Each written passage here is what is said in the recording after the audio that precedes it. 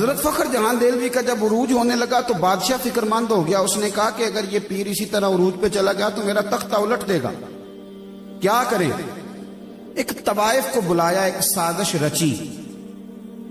اس طوائف کو کہا اس طرح کر کے اداکاری کرنی ہے, اسے پیسے دیے, وہ مان گئی. حضرت جمعہ پڑھ کے سیڑھیاں اتر رہے تھے, ادھر دائیں بائیں آگے پیچھے مریدوں کا رش تھا. حضرت نیچے اتر رہے تھے تو وہ خاتون نہ بڑی بن سنور کے سامنے آ کے کھڑی ہوئی, اور چونکہ اداکار بڑے تیز ہوتے ہیں, فنکار تو کوئی بھی ہو نا, کسی سٹیج پہ بھی ہو فنکار, تو فن کا مظاہرہ کرنے سے باز آتا. یہ میں نے دیکھے ہیں بڑے بڑے فنکار اور بڑے بڑے سٹیجوں پہ, اصل میں فنکار ہوتے. تو وہ فنکار عورت تھی, اس کو بڑا طریقہ آتا تھا. وہ آئی تو گفتگو یوں شروع کی کہ جیسے بڑی جاننے والی ہو پرانی. طبیعت کیسی ہے, وہ کمر میں درد تھی, اس کا کیا اب حال ہے, لوگ بڑے پریشان ہیں کہ حضرت کو بڑا جانتی ہے طوائف. پھر اس نے بڑی عجیب بات کی, کہنے لگی ناراض نہ ہوئیے گا, بازار گئی تھی تو آپ رات کو آئے تھے نا جب میرے گھر, معاذ اللہ, تو یہ کھوٹے سکے دے گئے آپ غلطی سے, تو وہ دکاندار نے لیے نہیں, تو مہربانی کریں یہ سکے رکھ لیں. سارے مرید پکے نہیں ہوتے, کچھ کچے پکے بھی ہوتے ہیں. صحیح کہہ رہا ہوں.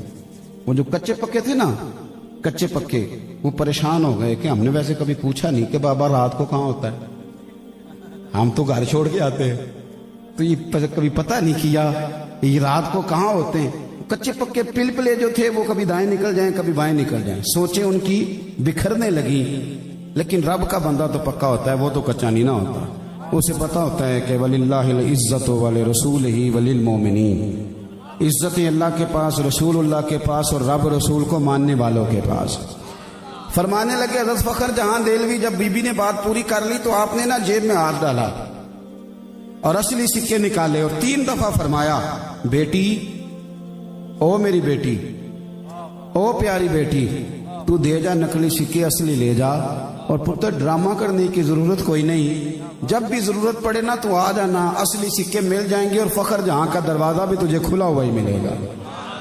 کوئی وضاحت نہیں, زیادہ وضاحتیں نہ دیا کرو, زیادہ وضاحتیں دینے والے کو لوگ جھوٹا سمجھ لیتے ہیں. زیادہ وضاحتیں نہیں دینی چاہیے. حضرت نے کوئی لمبی وضاحت نہیں دی, اترے اسٹیج سے, وہ سیڑھیوں سے جب نیچے گئے تو بی بی کو کہہ گئے بیٹی بیٹی بیٹی. اس پہ سختہ طاری ہو گئی, بولنے کے قابل نہ رہی.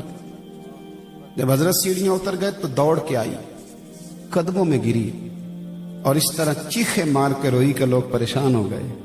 کہنے لگی, او بابا, کس مٹی اور کس سندل اور کس کستوری کا تو بنا ہوا ہے. میں تو وہ بیوی ہوں کہ کبھی دلی میں کسی نے نہ بہن سمجھا نہ بیٹی سمجھا, نہ کسی نے مجھے احترام دیا. میں تجھے بدنام کرنے آئی تھی, اور مجھے کیچڑ میں لتھڑی ہوئی کوئی تو نے بیٹی بنا لیا ہے. یہ لفظ کہہ کے اس نے نقاب چہرے پہ ڈالا, اور کہنے لگی اب میں دلی والوں کو بتاؤں گی فخر جہاں کی بیٹی کس طرح کی ہوتی ہے. آج کے بعد میرا کوٹھا سمجھ کے نہ آنا, میں اسے مسجد بناؤں گی, قیامت تک محمد عربی کے نام کی اذانیں پڑھی جائیں گی صلی اللہ علیہ وسلم.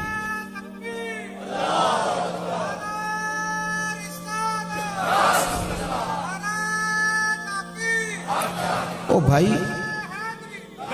اللہ کے بندے بحث نہیں کرتے, الجھاؤ پیدا نہیں کرتے, آپ یقین کریں. اور ایک بات اچھی طرح سمجھ لیں, رب کے بندوں کو یہ بھی بتانے کی ضرورت نہیں ہوتی کہ میرا عقیدہ کس طرح کا ہے. کچھ چہرے ہی بتا دیتے ہیں کہ عقیدہ کچا ہے کہ پکا ہے, کچھ چہرے ہی بتاتے ہیں. مہربانی فرمائیں, یہ الجھاؤ سے نکلیں, اپنی زندگی عاجزی والی, اپنے کام سے کام رکھنے والی, اور اپنی مصروفیات میں ڈھیر سارا درود پاک شامل کریں, تلاوت شامل کریں, تھوڑا کم کریں بحثوں میں, میڈیا میں, ان چیزوں میں الجھنا. اپنا مسلح آباد کریں, اپنی روحانی ضروریات کو پورا کریں, اپنے وظائف پر توجہ کریں. میرے پاس کوئی سنگی آتے ہیں کہ ایک دفعہ کہتے ہیں مرید فلانی جگہ پہ ہیں, طالب کر لیں. تو میں کہتا ہوں پیر صاحب نے شجرہ دیا, پڑھتے ہو؟ ان کے دیے وظیفے پڑھتے ہو؟ کہتا جی بس دعا کریں. تو میں کہتا ہوں جب ایک کی دی ہوئی تعلیمات نہیں پڑھی جا رہی تو 3 کی کیسے پڑھو گے؟ تو آپ ایک کی تو پڑھو, کچھ کرو تو صحیح. کرتے ہی نہیں. بہت سارے لوگوں کو شکوہ ہے کہ مجھے جی فلانی جگہ سے ملا کچھ نہیں. اور میں نے کہا لینے کے لیے بھی تو برتن سیدھا ہونا چاہیے. اگر تیرا برتن ہی الٹا ہے تو اس میں خاک گرے گی کوئی چیز. برتن تو سیدھا کر. رب کریم کے بندوں نے زندگی میں کوئی الجھاؤ نہیں بناتے, مزاج نہیں. حضرت عمر بن عبد العزیز رحمۃ اللہ علیہ بادشاہ بھی تھے، درویش بھی تھے، اور 38 سال کل اس بندے نے عمر پائی ہے، لیکن دنیا کو حضرت فاروق اعظم کی یاد تازہ کرا کے گئے دنیا۔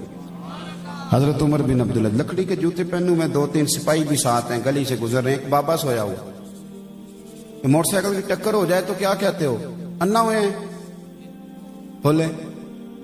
میرے نا میں ایک دفعہ روڈ پہ کھڑا تھا اپنے شہر میں، تو میرے جاننے والے ایک دوست تھے، انہوں نے غلط کراسنگ کی، موٹر سائیکل گر گئی، غلط کراسنگ بھی خود کی، اور بعد میں اس بندے پہ چڑھائی کر گئے۔ اینجی ٹولی دے تینوں پتہ ہی کوئی نہیں، وہ بیچارہ شریف آدمی تھا، چپ کر گیا۔ میں سڑک کے اس پار کھڑا دیکھ رہا تھا، جب وہ میرے پاس آئے تو میں کہ یار غلطی بھی تیری، چڑھائی بھی توں کر گیا۔ کہندا ایسا میں نہ کردا پھر انہیں کر جانی سی۔ میں کہ چھیتی نہ لاب کر جو، ادھر وہ کر گیا تو پھر جو معافی منگنی پائے گی۔ یہ چلاکیاں ہیں ہماری، لیکن چلاکیوں سے ڈنگ تو ٹپایا جا سکتا ہے، دل کو سکون نہیں دیا جا سکتا۔ یہ چلاکیاں ہم اکثر کرتے ہیں، یہ ہمارے اندر ہوتی ہیں حرکتیں، تو ان سے ڈنگ ٹپاؤ پالیسی تو ٹھیک ہے، لیکن دیر پا کام چلتا پکا نہیں کام چلتا۔ پکا کام چلانا ہے تو پھر آپ کو متقی پرہیزگار بننا ہے، پھر آپ کو اللہ اللہ کرنی ہے، پھر آپ کو عبادات پر توجہ دینی ہے۔ حضرت عمر بن عبد العزیز گزر رہے تھے، لکڑی کے جوتے پہنے ہوئے تھے، اور سپاہی آپ کے ساتھ تھے۔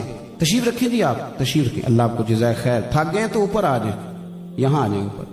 حضرت عمر بن عبد العزیز رحمۃ اللہ تعالیٰ علیہ گزر رہے تھے، اب لکڑی کے جوتے کھڑاؤں پہنتے تو لگ بابا جی بیچارے بوڑھے سوئے ہوئے تھے کہیں فٹ پاتھ پہ، تو حضرت جی کا پیر نہ بابا جی کے پیر پہ آ گیا۔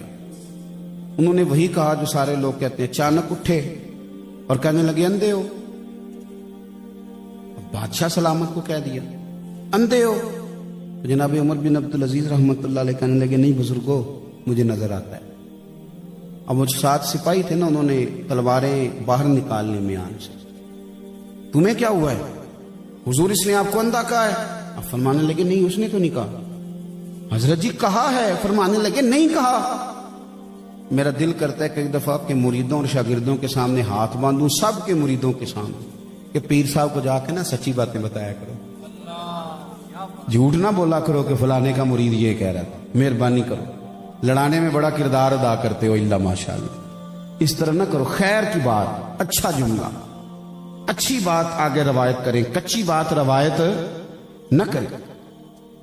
حضرت عمر بن عبد العزیز کے وہ تلوار نکال لی دونوں سپاہیوں نے۔ کیا ہوا تمہیں؟ حضرت اس کی گردن کاٹیں گے، آپ کو اس نے اندھا کہا ہے۔ آپ فرمانے لگے اس نے تو نہیں کہا۔ حضور کہا ہے؟ فرمایا نہیں کہا۔ حضرت جی کہا ہے۔ فرمانے لگے بابا تم سے باتیں کر رہا تھا کہ مجھ سے کر رہا تھا؟ حضور آپ سے ہی کر رہا تھا۔ تو فرمانے لگے بیوقوف ہو، انہوں نے تو پوچھا ہے، ایک سوال پوچھا ہے کہ آپ اندھے تو نہیں؟ تو میں نے کہہ دیا نہیں مجھے نظر آتا ہے، اس میں جھگڑے والی کون سی بات ہے؟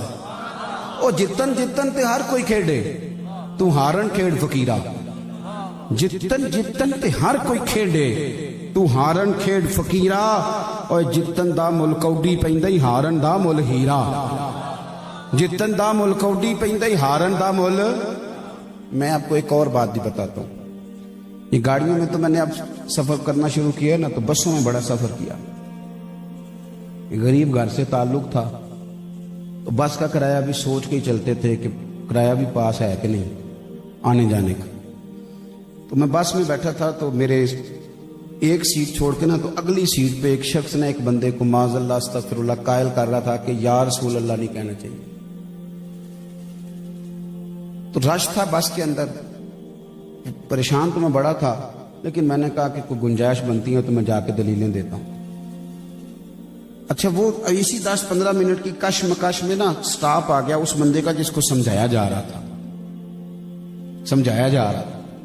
اس نے اترنا تھا۔ اترتے وقت کہتا ہے انہوں جڑا سمجھا دیا مولوی صاحب تو کتنا ٹائم ہویا مینوں سمجھا دیا؟ وہ کہتا جی گھنٹہ ڈیڑھ ہو گیا۔ کہتا چلو پھر تشریف کو یا رسول اللہ مدد۔ آپ یقین کریں میں بڑا پریشان تھا، میرا کلیجہ ٹھنڈا ہو گیا۔ میں کہا بھائی تو بیلیا کمال ہی کر گیا۔ کوئی اس نے جواب نہیں دیا اس کی بات کا، کوئی بات نہیں کسی قسم کی۔ اور یار ہم تو دشمن کو بھی پاکیزہ سزا دیتے ہیں، ہاتھ اٹھاتے نہیں اسے، اس کی نظروں سے گرا دیتے ہیں۔ اس نے ان پوچھتا کتنا ٹائم لایا ہی؟ کہنا گھنٹہ ڈیڑھ ہو گیا۔ کہنا پھر تشریف رکھو یا رسول اللہ مدد۔ میں کہہ لیا بھائی میری بھی ٹینشن